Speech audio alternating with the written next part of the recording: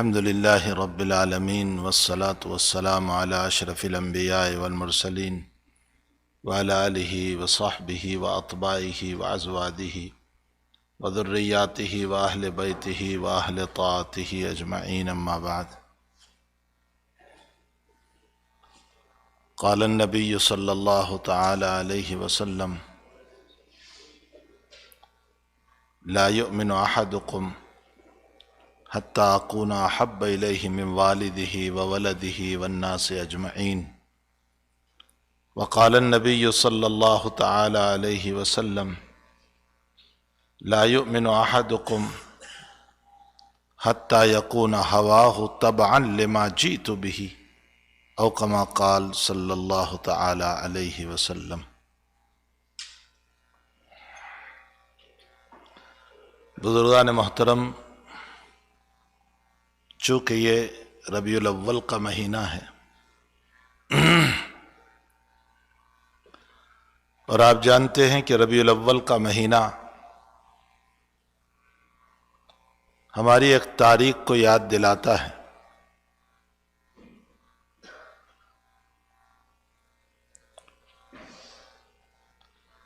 اسی مہینے میں ذات اقدس صلی اللہ تعالی علیہ وسلم کی ولادت ہوئی. مشہور 12 ربیع الاول ہے، لیکن مفسرین کے، محدثین کے، اہل تاریخ و سیر کے اور بھی اقوال ہیں. لیکن یہ مسلم ہے کہ ربیع الاول میں حضرت کا آفتاب دنیا میں طلوع ہوا، اور یہ بھی مسلم ہے کہ ذات اقدس صلی اللہ تعالی علیہ وسلم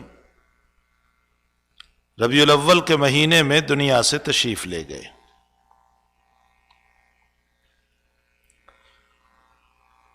آپ کی وفات کے سلسلے میں بھی مشہور 12 تاریخ ہے کہ 12 ربیع الاول کو آپ کی وفات ہوئی. تحقیق 12 ربیع الاول نہیں بنتی، جو اس موقع پر موقع نہیں ہے، اس لیے کہ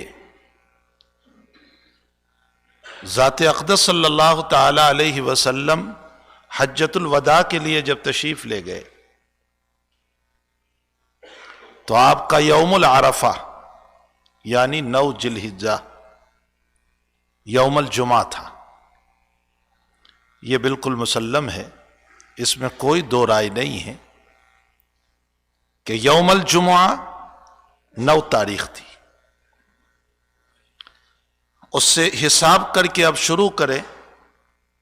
ذی الحجہ، محرم اور صفر 3 ہی مہینے ہیں. ربیع الاول میں تو آپ دنیا سے تشریف لے گئے. ان 3 مہینوں کو چاہے مکمل 30 مان لو، 30 پورے، چاہے 29 مان لو تینوں کو، چاہے بعض کو 30 بعض کو 29 مانو، 12 ربیع الاول تاریخ نہیں آتی. کیلکولیٹ، حساب 12 ربیع الاول بنتی ہی نہیں. اسی لیے اکثر محدثین کی رائے یہ ہے کہ 2 ربیع الاول ہے. حساب آپ کر لینا، میں نے حساب کی ترتیب آپ کو بتا دی. اور ایک متفق علیہ روایت بخاری شریف، مسلم شریف کی، وہ بھی میں نے بتا دی کہ 9ویں تاریخ یوم ذی الحجہ وہ جمعہ کا دن تھا. اس کے بعد شمار کر لیں. بہرحال مشہور 12 ربیع الاول ہے. آقا صلی اللہ تعالی علیہ وسلم اس وقت اس دنیا میں تشریف لائے جب جہالت اپنی انتہا پر تھی، اور جہالت کا حال یہ تھا کہ اپنے ہی گود سے پیدا ہونے والی بچی کو زندہ دفن کر دینا، بھلا یہ کس کی مامتا برداشت کرتی؟ لیکن کرتے تھے وہ لوگ. لڑکی کا پیدا ہونا باعث عار سمجھا جاتا تھا. وہ سمجھتے تھے کہ ہمارے لیے مصیبت ہے لڑکی. میں نے کسی مستورات کے بیان میں کہا ہے کہ مردوں پر تو نبی کا احسان ہے ہی، حضور پاک صلی اللہ علیہ وسلم کا بڑا احسان عورتوں پر ہے، جن کو زندہ دفن کیا جاتا تھا، حتیٰ کہ شوہر مر جاتا تو ظاہر میں یہ کہا کرتے تھے کہ یہ عورت اب رہنے کے لیے دنیا میں تیار نہیں ہے، کہہ رہی ہے کہ اپنے شوہر کے ساتھ میں بھی جاؤں، لیکن حقیقت یہ تھی کہ یہ وارث نہ بنے، اس لیے اس کو جلا دیتے تھے اور اپنے شوہر کے ساتھ زندہ جلا دیتے تھے۔ جہالت ان کے نشے میں پاؤں، لڑائی جھگڑا مار دھار، ایک چھوٹے سے مسئلے پر قبیلے کے قبیلے ختم کر دیتے تھے۔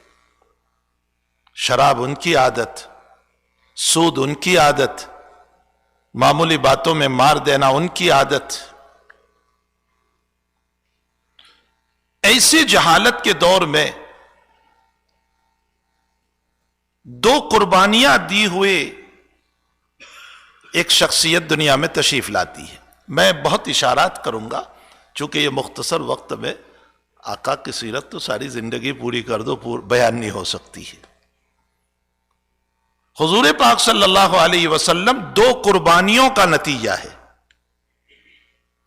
ایک قربانی سیدنا اسماعیل علیہ السلام، جب خواب دیکھا ابراہیم علیہ السلام نے کہ میں اپنے بیٹے کو ذبح کر رہا ہوں، اور وہ حقیقتاً اسماعیل کی قربانی مطلوب نہیں تھی، ابراہیم کو دیکھنا مقصود تھا۔ تو ایک تو اسماعیل صلاۃ والسلام کی قربانی ہے، اور دوسری قربانی جس وقت زمزم کا کنواں حضرت حاجرہ اور اسماعیل علیہ السلام کے ان قربانیوں کے نتیجے میں اللہ نے دیا، تو قبیلہ جرہم ایک یمن کا قبیلہ تھا، وہ یہاں سے گزرا، انہوں نے دیکھا کہ یہاں پانی موجود ہے، انہوں نے وہاں حضرت حاجرہ سے اجازت مانگی کہ ہم یہاں رہنا چاہتے ہیں۔ حاجرہ نے فرمایا ساری زمین ہے، جہاں چاہے رہو، لیکن کنویں پر قبضہ ہمارا ہوگا، یہ ہمارا ہے۔ قبیلہ جرہم وہاں آباد ہوا، آہستہ آہستہ بڑھتا چلا گیا۔ حضرت حاجرہ کا انتقال ہوا۔ حضرت حاجرہ کی قبر کہاں ہے؟ جس حتیم میں آپ جا رہے ہیں نا، اس کے نیچے ہے۔ حتیم ہے نا کعبۃ اللہ میں، اس کے نیچے ہے حضرت حاجرہ کی قبر۔ ایک قول کے مطابق صحن کعبہ کے نیچے 400 سے زیادہ انبیاء کی قبریں ہیں، اسی لیے وہ تہخانہ ہے نیچے بہت دور تک۔ پھر حضرت حاجرہ کے انتقال کے بعد ایک وقت گزرا کہ اسماعیل صلاۃ والسلام کا بھی انتقال ہوا۔ حضرت اسماعیل کی قبر بھی وہیں ہے، جو حتیم ہے وہیں پر ہے آپ کی قبر بھی۔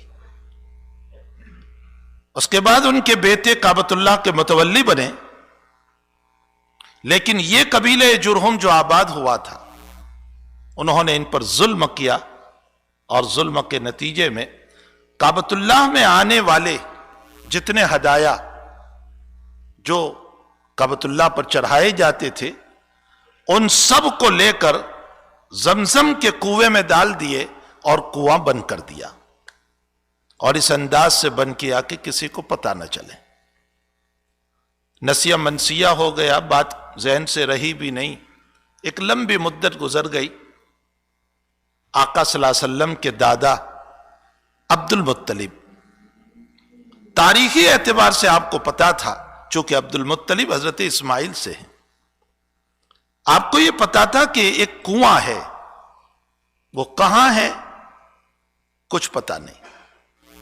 آپ نے خواب دیکھا، ایک رات کسی نے آ کر کے بتایا کہ طیبہ کو کھودو۔ فرمائے کیا طیبہ؟ ماں طیبہ، کچھ سمجھ میں نہیں آیا۔ دوسرے دن خواب دیکھا، منزونہ کو کھودو، اے فرو منزونہ۔ پوچھا کیا منزونہ؟ کچھ سمجھ میں نہیں آیا۔ پھر خواب دیکھا، چوتھے دن خواب دیکھا اور کہا زمزم کو کھودو۔ جب مسلسل خواب آئے تو آپ سمجھے کہ یہ خواب سچا ہے۔ اس کے بعد زمزم ہے کہاں؟ پھر خواب دیکھا آپ نے اور آپ کو باقاعدہ جگہ بتائی گئی کہ یہ ہیں جگہ. اس وقت آپ کا ایک بیٹا تھا جس کا نام حارث تھا، عبد المطلب کا ایک بیٹا جو حضور کے بڑے چچا. عبد المطلب نے اپنے بیٹے کو لیا اور قریشیوں سے کہا کہ اس جگہ مجھے کنواں بتایا گیا ہے، میں اس کو کھودوں گا. اہل قریش نے مخالفت کی لیکن عبد المطلب نے نہیں مانا، اور عبد المطلب چونکہ پاسبان کعبہ بھی تھے، متولی کعبہ بھی تھے، آپ کا ایک رعب بھی تھا. آپ الم تر کیف فعل ربک باصحاب الفیل کی تفسیر میں آپ نے سنا ہوگا کہ اس موقع پر جب ابرہہ بادشاہ کعبۃ اللہ کو توڑنے کے لیے آیا تھا تو عبد المطلب نکلے ہیں. ابرہہ بادشاہ عبد المطلب کو دیکھ کر کے سامنے دو زانو بیٹھ گیا تھا. اتنا بڑا بادشاہ جو ہاتھیوں کو لے کر کے آیا تھا، اور پوچھا اگر آپ کو کچھ کام ہو تو. عبد المطلب کہنے لگے میری اونٹنیاں گم ہوئی ہے، تلاش کرنے آیا ہوں. تو ابرہہ کہنے لگا میں تو سمجھا تھا کہ کعبۃ اللہ کے سلسلے میں آپ بات کرو گے، تو کہا کعبۃ اللہ کا مالک اس کی حفاظت کرے گا. تو عبد المطلب نے باوجود کہ قریش کی مخالفت تھی کنواں کھودا. آپ کھودتے جا رہے تھے اور حارث جو ہے مٹی نکالتے جا رہے تھے. اس موقع پر آپ نے ایک دعا اور کی، اے اللہ ابھی تو نے مجھے ایک بیٹا دیا ہے، اس طرح کی بہت ساری کعبۃ اللہ کی ضرورتیں ہیں، اگر تو مجھے 10 لڑکے عطا کرے تو میں ایک لڑکا تیرے راستے میں قربان کروں گا. آپ نے یہ نظر مان لی. حق تعالیٰ کا کرنا ایسا کہ یکے بعد دیگرے اولاد ہونے لگی، 10 بیٹے ہو گئے. اب 10 بیٹوں کے بعد آپ پھر خواب دیکھ رہے ہیں کہ عبد المطلب نظر پوری کرو. جو نظر مانی تھی ایک بیٹے کی قربانی کی، نظر پوری کرو. آپ نے اپنے تمام بیٹوں کو بٹھایا اور کہا میں نے نظر مانی تھی اور اب مجھے کہا جا رہا ہے میں نظر پوری کروں، تو میں قرعہ دار رہا ہوں، چٹھی دار رہا ہوں، جس کا نام نکلے میں اسے ذبح کروں گا. بیٹوں نے اپنی تیاری تو بتائی اور قرعہ بھی ڈالا گیا، لیکن اتفاقاً نام نکلا لادل عبداللہ کا، جو نبی اکرم صلی اللہ علیہ وسلم کے والد محترم ہیں. اور عبداللہ بہت پیارے بھی تھے عبد المطلب کے. چیخو پکار شروع ہو گئی جب عبد المطلب نے تیاری کر لی عبداللہ کے ذبح کی کہ آپ کچھ بھی کریں لیکن عبداللہ کو ذبح نہ کریں، کفارہ دے دے، جو دینا چاہے دے دے، لیکن اس کو ذبح نہ کرے. فرمایا میری نظر کا کیا ہوگا؟ تو عبد المطلب کی بہنوں نے ایک راستہ بتایا کہ ایک طرف عبداللہ کو رکھو اور ایک طرف 10 کیمل رکھو، 10 اونٹ رکھو، اور پھر ان دونوں کے بیچ میں چٹھی ڈالو، قرعہ ڈالو. اب کس کا نام آتا ہے پھر اس کو ذبح کرے. اسی طرح کیا گیا، لیکن نام پھر عبداللہ کا آیا. فرمایا 10 اونٹ بڑھاتے چلے جاؤ. بڑھاتے چلے گئے 20 30 40 50 60 70 90 تک، اور چٹھی ڈالتے ہیں اور نام عبداللہ کا آتا ہے. آخری مرتبہ میں فرمایا آخری فیصلہ ہے، اب ایک طرف 100 رکھے اور ایک طرف عبداللہ کو رکھا. اب جو قرآن اندازی ہوئی، چٹھی ڈالی گئی تو اونٹوں کا نام آیا. چنانچہ عبد المطلب نے کعبۃ اللہ کے صحن میں 100 اونٹوں کو ذبح فرمایا. یہ عبداللہ کے بدلے میں انہی سے آقا صلی اللہ علیہ وسلم تشریف لا رہے. اس لیے حضور فرماتے ہیں میں 2 ذبیحوں کا بیٹا ہوں، ایک اسماعیل اور ایک میرے والد عبداللہ، جن کے پیچھے اتنی قربانیاں ہو. ان کے گود سے آنے والا لال ساری کائنات کا امام بن کر کے آیا، محمد الرسول اللہ صلی اللہ تعالی علیہ وسلم. جس جہالت میں آپ نے قدم رکھا، اس جہالت میں 40 سال آپ کے جو گزرے ہیں، وہ 40 سال امانت، دیانت، سچائی، صداقت. حالانکہ اس وقت ابھی آپ کو نبوت نہیں ملی تھی، نبوت تو 40 سال کے بعد ملی آپ کو، اقرا باسم ربک الذی کے ذریعے سے. لیکن نبوت سے پہلے بھی آپ کے کام کیا تھے؟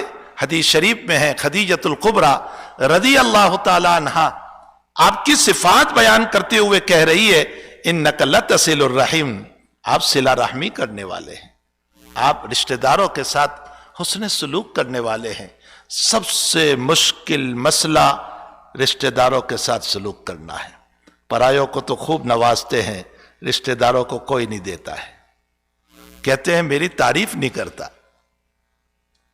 معلوم ہوتا ہے کہ میں جو دیتا ہوں میری تعریف کے لیے دے رہا ہوں، اللہ کے لیے نہیں دے رہا ہوں۔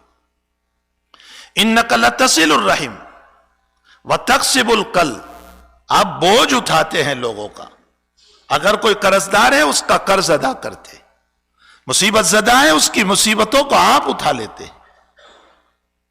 وتحمل الکل وتکسب المعدوم، آپ پیسے کما کر لوگوں پر لٹاتے ہیں، خرچ کرتے ہیں، وتقری الضیف، آپ مہمانوں کی مہمان نوازی کرتے ہیں، وتعین علی نوائب الحق، اور آپ حق کے خاطر لڑتے ہیں لوگوں کے ساتھ، مدد کرتے ہیں۔ یہ صفات حضور پاک صلی اللہ علیہ وسلم کی نبوت سے پہلے ہیں، نبوت کے بعد کے نہیں، نبی بننے سے پہلے۔ پھر آپ کو نبوت ملی۔ اب جو میں نے حدیث پڑھی ہے میں مختصر وقت میں اس حدیث شریف کا ترجمہ کر دوں۔ پہلی روایت میں نبی اکرم صلی اللہ علیہ وسلم نے فرمایا لا یؤمن احدکم، تم میں سے کوئی مومن نہیں ہو سکتا ہے حتی اکون احب الیہ من والدہ وولدہ والناس اجمعین، جب تک کہ میری محبت تمہارے والد سے زیادہ نہ ہو، تمہاری اولاد سے زیادہ نہ ہو، اور ساری دنیا سے زیادہ نہ ہو۔ نبی ہم سے اپنی محبت کا مطالبہ کر رہے ہیں۔ تم مومن نہیں ہو سکتے ہو، سنو حدیث، تم مومن نہیں ہو سکتے ہو جب تک کہ میری محبت تمہارے باپ سے زیادہ، تمہارے والد سے زیادہ، تمہاری اولاد سے زیادہ، والناس اجمعین، سارے لوگوں سے زیادہ جب تک آقا صلی اللہ علیہ وسلم کی محبت نہ ہو وہاں تک تم مومن نہیں ہو سکتے۔ آپ صلی اللہ علیہ وسلم اپنی محبت کا مطالبہ کر رہے ہیں۔ کسی سے محبت تین وجہ سے ہوتی ہے، کسی سے بھی دنیا میں آپ کسی سے محبت کرو تو اس کی تین بنیادیں ہیں۔ پہلی بنیاد اس کی خوبصورتی، اس کا جمال، لوگ محبت کرتے ہیں خوبصورتی کی بنیاد پر، جمال کی بنیاد پر۔ اگر جمال کی بنیاد پر اور خوبصورتی کی بنیاد پر دنیا میں تمہیں محبت کرنا ہے تو نبی سے بڑھ کر خوبصورت کوئی نہیں ہو سکتا ہے۔ وَأَحْسَنَ مِنْكَ لَمْ تَرَ قَطُّ عَيْنِي وَأَجْمَلَ مِنْكَ لَمْ تَلِدِ النِّسَاءُ خُلِقْتَ مُبَرَّأً مِنْ كُلِّ عَيْبٍ كَأَنَّكَ قَدْ خُلِقْتَ كَمَا تَشَاءُ وَأَحْسَنَ مِنْكَ لَمْ تَرَ قَطُّ، حضرت حسان رضی اللہ تعالیٰ عنہ کے اشعار ہے یہ۔ وَأَحْسَنَ مِنْكَ لَمْ تَرَ قَطُّ، آپ سے زیادہ حسین کسی نے نہیں دیکھا۔ وَأَجْمَلَ مِنْكَ لَمْ تَلِدِ النِّسَاءُ، اور آپ سے زیادہ خوبصورت کسی ماں نے نہیں جنا۔ خُلِقْتَ مُبَرَّأً مِنْ كُلِّ عَيْبٍ، آپ کو تمام عیبوں سے اللہ نے پاک پیدا فرمایا۔ شاعر کا تخیل اور شاعر کا خیال کہاں جا رہا ہے؟